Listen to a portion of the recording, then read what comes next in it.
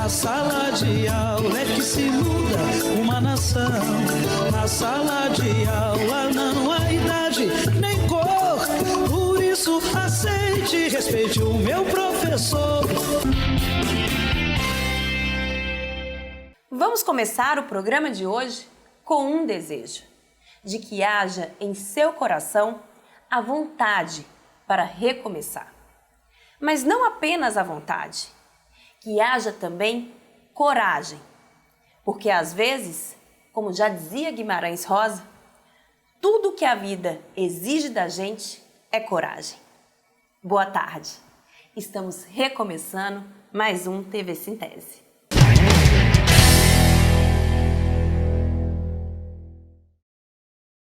Você já imaginou nossa vida sem o servidor público? Sem a garantia dos direitos da população, sem o conhecimento dos professores, sem a proteção para nossas famílias, sem a preservação do meio ambiente. É o servidor público quem faz tudo isso. Mas estão tentando destruir esse trabalho, mantendo privilégios para os mais ricos e cortando direitos dos mais pobres. Diga não à reforma administrativa.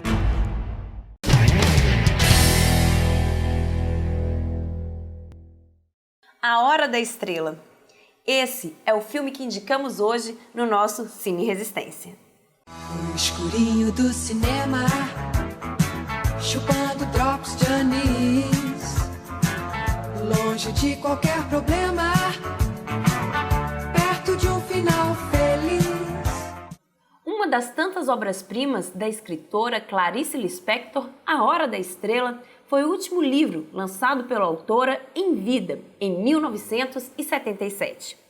40 anos depois, a história da retirante macabeia nordestina de 19 anos, que tenta construir sua vida em São Paulo, continua tão pungente como sempre. Apenas 8 anos depois do lançamento desta novela, a diretora Suzana Amaral resolveu levá-la para o cinema, marcando sua estreia como cineasta na tela grande. O que é visto nessa versão cinematográfica não é apenas um filme sublime, mas uma adaptação maiúscula de um livro excepcional, que se consagrou ao ser premiada em festivais importantes como o de Berlim e o de Brasília. Para assistir ao filme é simples. Basta ir ao YouTube, colocar o nome do filme A Hora da Estrela e se emocionar com essa obra-prima.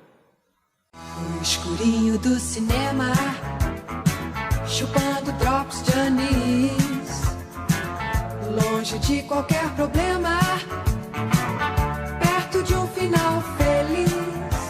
Começamos o nosso programa falando em coragem e vamos continuar. Vamos bater um papo agora com a presidenta do Sintese, professora Ivonete Cruz. Professora Ivonete, vamos começar falando sobre vacinação.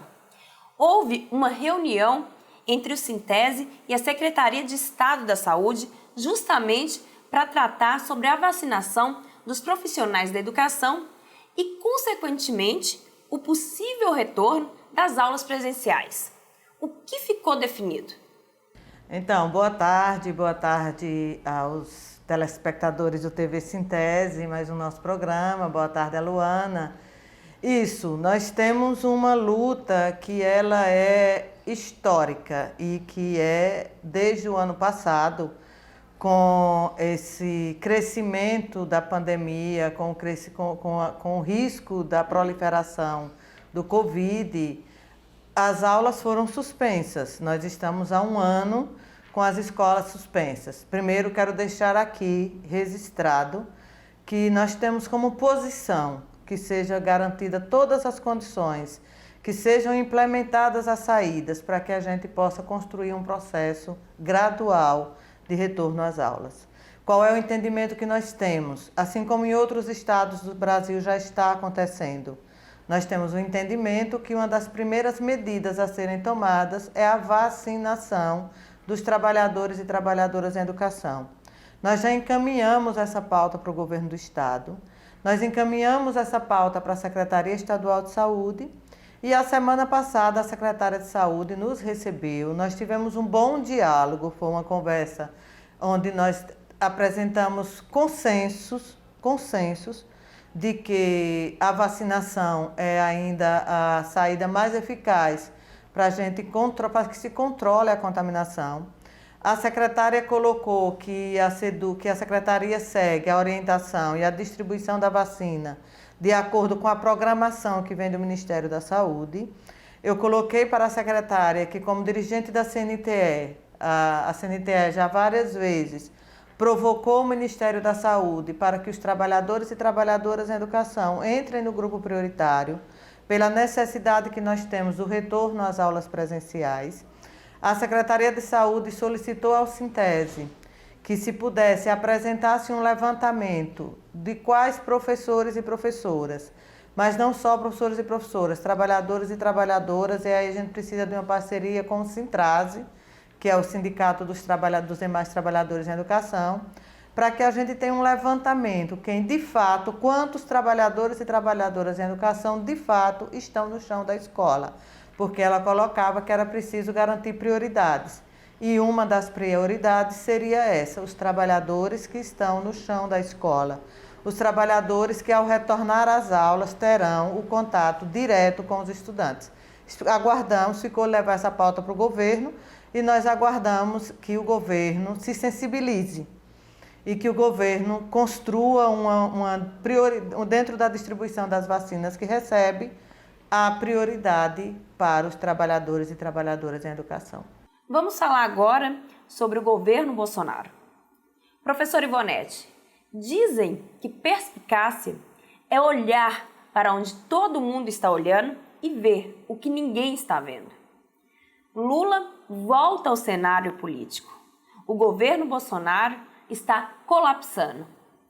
Por que você acredita que a derrota de Bolsonaro não necessariamente significa a vitória de Lula? Nós vivemos uma das piores conjunturas políticas do Brasil. E aí, assim, você me traz um questionamento, um debate que ele é extremamente amplo, porque ele passa pelo contexto político que o Brasil vive. O Brasil vive um contexto de golpe. Nós, por exemplo, eu posso dizer que eu nunca tinha vivido essa experiência, e muitos da minha geração e da geração de pessoas mais jovens do que eu, principalmente, nunca viveram esse momento que a gente vive, que é um momento de golpe. Porque o último golpe que o Brasil viveu foi o golpe civil-militar de 1964, em que, por exemplo, eu estava nascendo no momento do golpe. Então, muitos de nós que estamos vivendo hoje esse momento não vivemos o golpe. Quando a gente trata do governo Bolsonaro, a gente precisa compreendê-lo dentro de uma conjuntura golpista. O que nós estamos vivendo hoje faz parte de uma conjuntura de um golpe. Um golpe que começou em 2016 com o impeachment da presidente Dilma, porque para a ultradireita desse país, conservadora, reacionária, que não aceita que pobres, negros, pessoas de classes mais baixas tenham acesso a direitos e conquista de direitos que foram conquistando ao longo do tempo. Então, ali se rompeu-se com a direita do Brasil qualquer possibilidade de uma política de conciliação.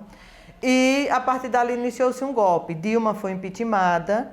A segunda fase do golpe, Lula foi preso. Nós temos, por concepção e por entendimento, Lula foi preso como parte do golpe político.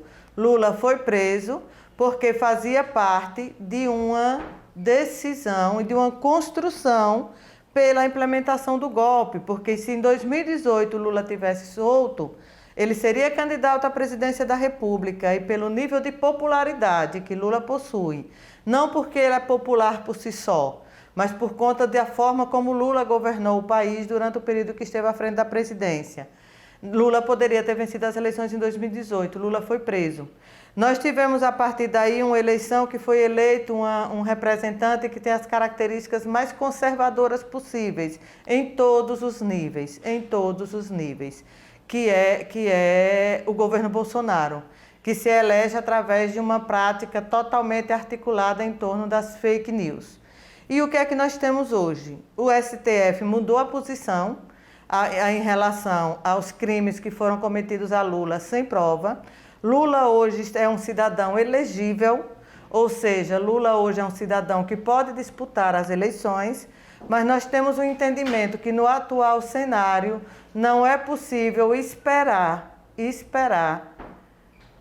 que a direita vai ficar de braços cruzados, aguardando que Lula, que tem uma representação popular nacional e que disputando as eleições de 2022 podem botar fim a esse processo de golpe no país, nós não podemos esperar isso achando que tudo vai acontecer naturalmente, porque nós não vivemos num momento natural, nós vivemos num momento de golpe. Então faz parte da luta da classe trabalhadora, construir um processo de que é preciso para romper esse processo de tirada de direitos, de um governo que tem destruído o direito da classe trabalhadora, construir o Fora Bolsonaro, construir o Fora Bolsonaro e de todo o seu grupo político, para que a gente possa avançar num processo eleitoral que garanta de fato a democracia e que a gente possa viver um outro momento político. Professora, como você vê a questão da justiça hoje em nosso país? A decisão do STF é histórica e restabelece a segurança jurídica ou é apenas mais um golpe dentro do golpe? Mantida a decisão do STF, Lula hoje uma pessoa elegível, seja um processo de candidatura e que com a construção popular nesse país a gente consiga eleger Lula. Isso faz parte de uma previsibilidade. Mas quem está vivendo um golpe não pode viver a partir de uma perspectiva do que é possível, do que pode ser. Nós temos que viver a partir do que é. E nesse momento nós tivemos uma grande conquista, foi uma conquista muito importante o STF ter reavaliado a sua análise acerca do processo criminal contra Lula, que levou ele a ficar mais de um ano preso, mas nós não podemos ficar aguardando os desdobramentos disso, porque nós podemos viver outro golpe dentro do golpe. Então, temos que agir agora. E aí, Bolsonaro conta com um aliado muito bom. Bolsonaro tem a pandemia do lado dele. Quanto mais gente morre, mais o povo fica dentro de casa. Ficando dentro de casa, a gente não constrói a principal luta nossa, ocupar as ruas. A aprovação do governo Bolsonaro vem caindo vertiginosamente. Você acredita que até mesmo os bolsonaristas já perceberam que o governo Bolsonaro é um fracasso? Qual é a leitura que eu faço? Para grande parte dos golpistas, das pessoas que defenderam Bolsonaro, perceberam que escolheram a pessoa errada, porque ele é ruim demais. Ele não consegue fechar uma frase. Bolsonaro é de uma incapacidade de ser o principal representante da pátria brasileira, que as próprias pessoas que o apoiaram hoje já não veem como essa pessoa que precisa representar. Agora, ele tem projeto. Essa é uma questão que eu queria aqui deixar clara. Engana-se quem Bolsonaro, com o seu jeito desrespeitoso, homofóbico, preconceituoso, de atacar homens, de atacar mulheres, de atacar gays, de atacar as pessoas, de fazer aquelas falas cheias de preconceito que ele faz na televisão. Quem acha que Bolsonaro não tem projeto, engana-se. Bolsonaro, ele tem, e o grupo que está em torno dele tem projeto. E o projeto deles é acabar com o direito da classe trabalhadora. E o projeto deles é privatizar o Brasil, acabando com o serviço público. Então, é contra isso que nós precisamos lutar. Professora Ivonete, quero agradecer por essa entrevista. É sempre muito bom ter você aqui com a gente no TV Sintese. Por gentileza, faça suas considerações finais. Bom, dizer à classe trabalhadora, aos trabalhadores e trabalhadoras de Sergipe e do mundo que acompanham nossos programas, vivemos tempos difíceis. A pandemia tem nos tirado da rua. O nosso principal espaço de luta é a rua, sempre foi. Nós estamos impossibilitados de ocupar as ruas, mas isso não nos impossibilita de construir luta. E nós temos construído a resistência. Nós precisamos construir a resistência. Nós precisamos dialogar com a população. E o principal diálogo que a gente precisa fazer com a população, ao meu ver, é que a população brasileira, os trabalhadores e trabalhadoras que saem de casa todo dia, em ônibus amontoados. Quando os governantes, quando se coloca a propaganda na televisão, mantenham o distanciamento e você precisa ir trabalhar dentro de um ônibus lotado. Como você vai manter o distanciamento? Porque se você não for trabalhar, você vai ser desempregado. Se você for desempregado, sua família não vai morrer de Covid e vai morrer de fome. Então, o que a gente coloca é para a população brasileira, para a população sergipana, as milhares de mortes cotidianas, a pandemia não é uma questão natural. As milhares de mortes com a pandemia todo dia é uma questão política de um governo genocida e as pessoas que estão morrendo estão sendo assassinadas pelo descaso do governo, do poder público. É isso.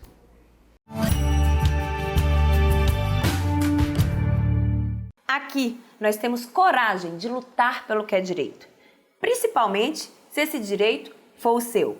Roda a vinheta.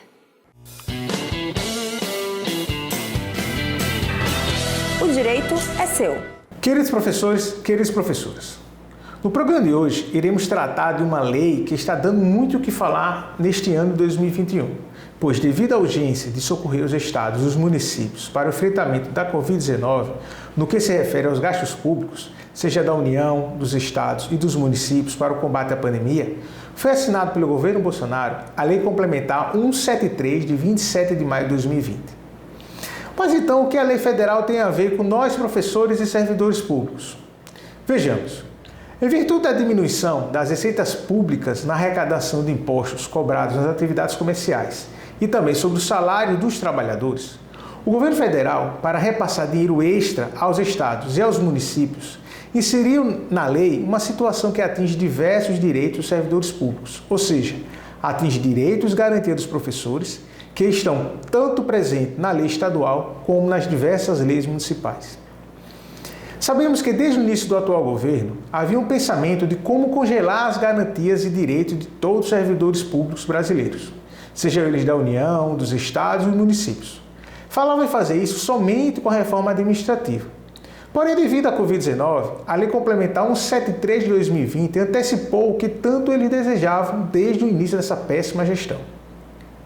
Bem, dos artigos existentes na Lei 173, vamos destacar nesse programa o artigo 8º e principalmente seus incisos 1 e 9, já que estes prejudicam diretamente todos os servidores públicos até o final de 2021, quando não permitem a concessão de vantagens, aumentos ou reajustes salariais, e altera alguns direitos que poderiam ser concedidos ao longo do tempo, como o direito à concessão dos triênios, ao direito ao terço de 25 anos, licença-prêmio e na progressão por tempo de serviço. Porém, quanto ao reajuste do piso dos professores, determinado por lei federal de 2008 e que foi confirmada sua constitucionalidade pelo STF, qual seria então o impacto da Lei 173 para o reajuste do piso dos professores para o ano 2021?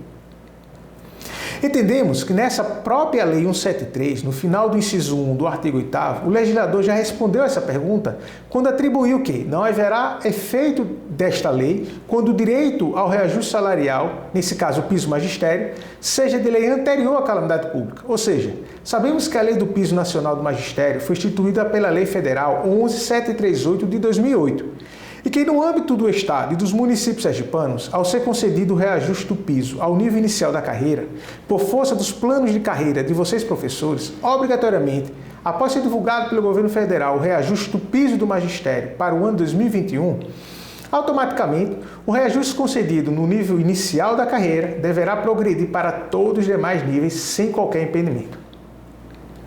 Como já informamos, sabemos que a Lei 173 cria alguns problemas para a carreira de vocês, professores, mas isso não deverá prejudicar o reajuste do piso magistério em 2021, que já deveria ter sido divulgado pelo MEC em janeiro. Porém, até o momento não aconteceu. Por isso, continuaremos lutando para que o governo federal reajuste o piso do magistério em 2021 e, com isso, haja pelo governo estadual e pelos governos municipais aplicação imediata na carreira de todos vocês. O direito é seu. A você, boa tarde e boa sorte. Até o próximo sábado, pessoal. Tchau, tchau. Na sala de aula é que se muda uma nação. Na sala de aula não há idade nem cor. Por isso aceita.